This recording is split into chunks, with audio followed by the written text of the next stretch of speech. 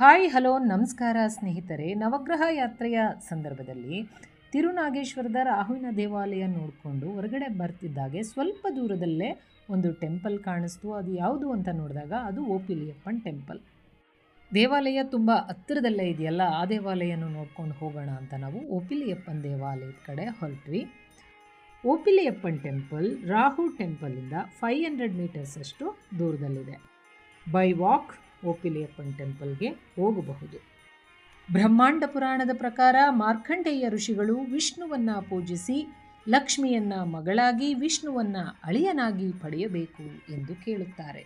ಅದರಂತೆ ಮಾರ್ಕಂಡೇಯ ಮುನಿಗಳು ಯಾತ್ರೆಯಲ್ಲಿದ್ದಾಗ ತಿರುವಿನಗರ ಎಂಬ ಒಂದು ಸ್ಥಳದಲ್ಲಿ ಲಕ್ಷ್ಮಿಯನ್ನ ಕುರಿತು ಕಠಿಣ ತಪಸ್ಸನ್ನು ಮಾಡಿದಾಗ ಲಕ್ಷ್ಮಿ ತುಳಸಿ ಗಿಡದ ಕೆಳಗೆ ಒಂದು ಶಿಶುವಾಗಿ ಮಾರ್ಕಂಡೇಯ ಋಷಿಗಳಿಗೆ ಸಿಗುತ್ತಾಳೆ. ನಂತರದಲ್ಲಿ ಮಾರ್ಕಂಡೇಯ ಮುನಿಗಳು ಆ ಮಗುವನ್ನು ಕರೆತಂದು ಭೂಮಾದೇವಿ ಎಂದು ಹೆಸರನ್ನು ಇಟ್ಟು ಸಾಕಿ ಸಲಹುತ್ತಾರೆ. ಭೂಮಾದೇವಿ ವಯಸ್ಸಿಗೆ ಬಂದಾಗ ವಿಷ್ಣುವು ವೃದ್ಧನ ವೇಷ ಧರಿಸಿ ಮಾರ್ಕಂಡೇಯ ಮುನಿಗಳ ಬಳಿಗೆ ಬಂದು ನಿನ್ನ ಮಗಳನ್ನು ನನಗೆ ಮದುವೆ ಮಾಡಿಕೊಡು ಎಂದು ಕೇಳುತ್ತಾರೆ.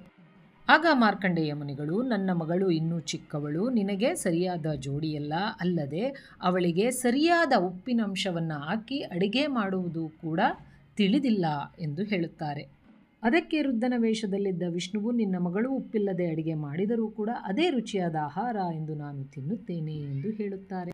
ನಂತರದಲ್ಲಿ ಮಾರ್ಕಂಡೇಯ ಋಷಿಗಳು ತಮ್ಮ ತಪಶಕ್ತಿಯಿಂದ ವೃದ್ಧನ ವೇಷದಲ್ಲಿರುವುದು ವಿಷ್ಣುವೇ ಎಂದು ತಿಳಿದು ಸಂತಸದಿಂದ ಮಗಳನ್ನು ದಾರಿ ಎರೆದು ಮದುವೆ ಮಾಡಿಕೊಡುತ್ತಾರೆ.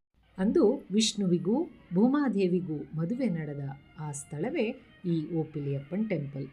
ಇಂದಿಗೂ ಕೂಡ ಈ ದೇವಾಲಯದಲ್ಲಿ ಓಪಿಲಿಯಪ್ಪನಿಗೆ ಉಪ್ಪಿಲ್ಲದ ಪ್ರಸಾದವನ್ನೇ ನೈವೇದ್ಯವಾಗಿ ಇಡಲಾಗುತ್ತದೆ.